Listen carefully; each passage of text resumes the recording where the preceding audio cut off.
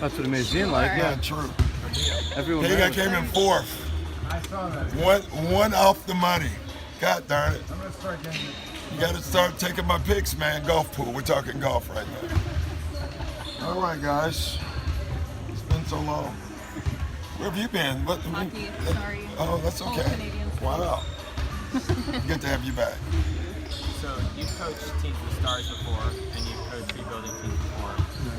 You never really coached a sort of intermediate rebuilding, but also in the playoffs team before. Yeah. Is there a sense for you that this is kind of a once-in-a-career experience? No, because I think I have, I think when you make the playoffs and you're not one of the favorites, you're probably an intermediate team, whether you have a star or not. So, no, I just think this is a great group to coach. But I've had groups like this, Orlando, that group. Heck, my first year in Boston, no one thought we'd do anything. We won the division. So, we've had groups like this, but this is an extraordinary group here in its own right. And I think it's more talented than all those groups. I don't think this group gets enough credit for how talented they actually are.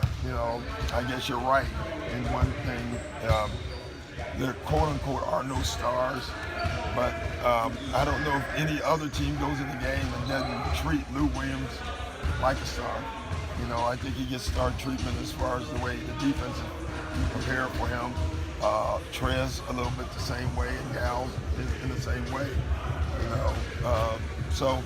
But it's just a great group, so I don't look back on all of them. I just like this group. It's a great group to coach. You guys scored 72 points in 19 and a half minutes. Yeah. Might have been your best offensive stretch of the season. In our lives. What did you like about that? I just liked our pace. I thought we turned them over, and that was nice to do. But the difference was we turned them over in game one, and our complaint in game one was that we had all those opportunities that we just wasted. We didn't get anything out of the turnovers. We literally didn't get anything out of them. In the second half, we turned them over and got stuff out of it, and I think that was the key. How do you quantify what Pat Beverley's play on the defensive end does for everybody else?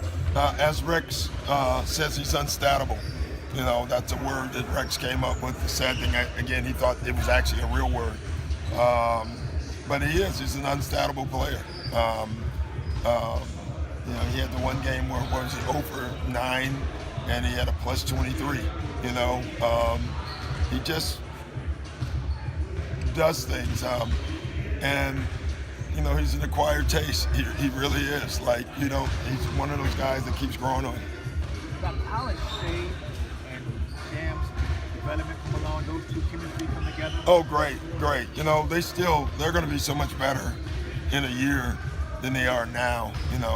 Shai's going to be able to help Sham even be better just by looking for him in the transition, getting him the ball when he's open instead of after he's open.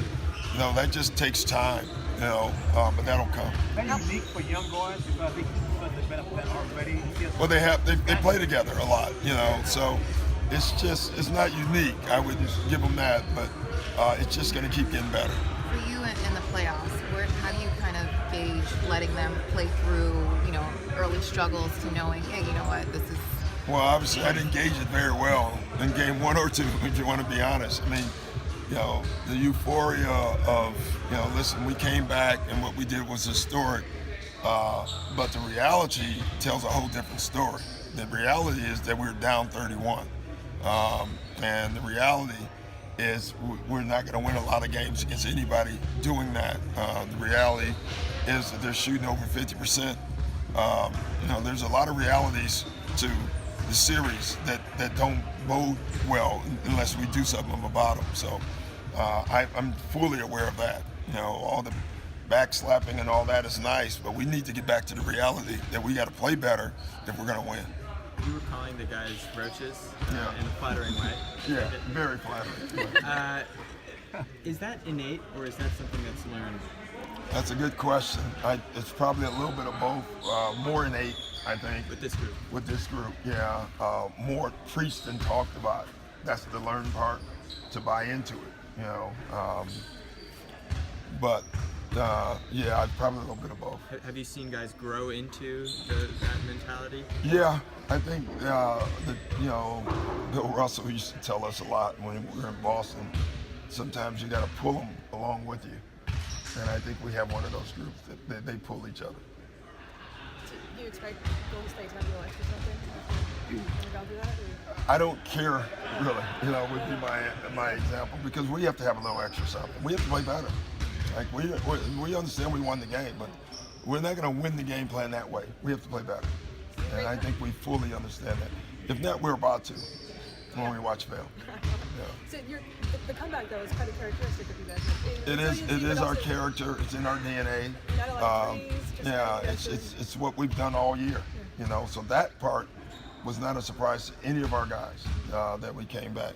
But we also have to understand that we don't want to be in that position, and we have to play better. Has PayPal or Venmo reached out with a potential sponsorship? Yeah, they should. Yeah, it was per diem. You know, they give you cash these days. Maybe we need to go back to the other way. So. Welcome on this time, Ms. Emerson. Yeah. Right behind you. I'm just gonna steal your money. Thank you, everyone. Thank you.